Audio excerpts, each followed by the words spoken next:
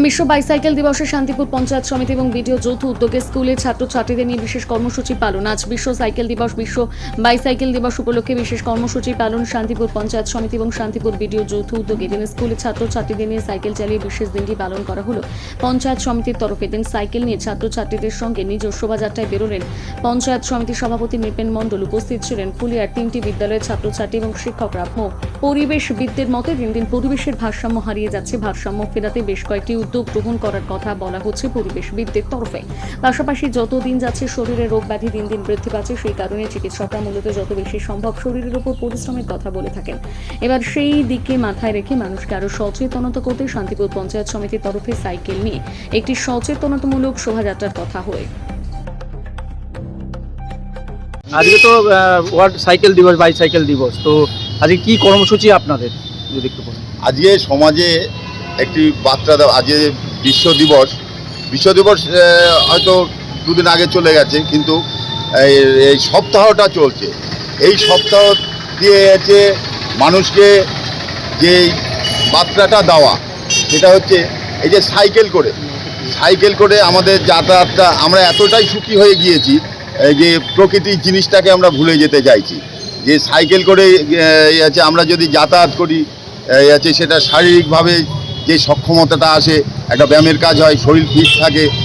তা সমাজকে এই বার্তাটা দেওয়া এবং আছে আমাদের যানবাহন যেইভাবে বাড়ছে, মোটরসাইকেল থেকে আরম্ভ করে আছে, সেগুলোর আজকে সবাই যদি আমরা সাইকেলটা ব্যবহার করি আছে, সেটা প্রত্যেকেরই সমাজের ক্ষেত্রেও উপকার, পরিবেশের ক্ষেত্রেও উপকার। এটাই ছাত্রছাত্রী নিয়ে এই প্রতিবারে কি পালন হয় না, এই সর্বপ্রথম আমাদের রাজ্য সরকার এই উদ্যোগটা নিয়েছে। রাজ্য সরকারকে স্বাগত জানাই এই উদ্যোগটা নেওয়ার জন্য। দেখা যাচ্ছে 3 তারিখেও বিশ্ব সাইকেল দিবস রয়েছে। হ্যাঁ, সেটা আজকে 7 তারিখ। হ্যাঁ, দুটো দিনেই আমাদের দুটো দিনেই প্রোগ্রামটা রয়েছে। আজকে কি মূলত বিডিওর তরফ থেকে না পঞ্চায়েত সমিতির তরফ থেকে? এটা হচ্ছে বিডিও পঞ্চায়েত সমিতির যৌথভাবে করা হয়েছে। আপনার নাম পরিচয়? আমার নাম নৃপেন মণ্ডল, শান্তিপুর পঞ্চায়েত সমিতির সভাপতি। সরকারের সহায়তায় এবং এখানকার যে 3টে স্কুল, ফুলিয়া বিদ্যা মন্দির, ফুলিয়া শিক্ষানিকেতন, ফুলিয়া বালিকা বিদ্যালয়, ছোটো ছোটো ছেলেমেয়েরা আজকে এসছে।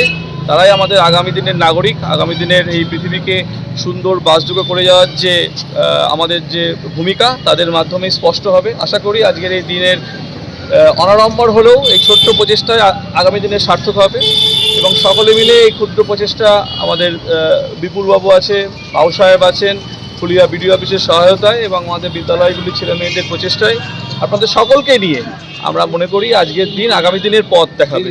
কি বার্তা দেবেন আজকে?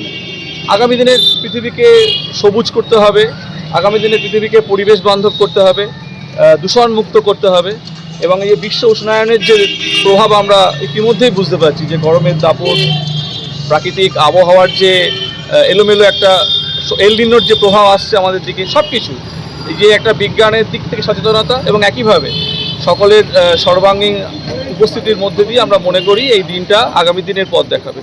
এই ধরনের উদ্যোগ খুবই প্রশংসা। স্কুলে বাচ্চাদের ক্ষেত্রে যে আগে হেঁটে আসতো, পরবর্তীকালে সাইকেল, এখন কি অন্যান্য মোটরসাইকেল চড়ে আসা প্রবণতা শুরু হয়েছে? না, এখনও আমাদের বিদ্যালয়ে মোটরসাইকেল নিয়ে আসার প্রবণতা ছেলেমেয়েদের মধ্যে নেই।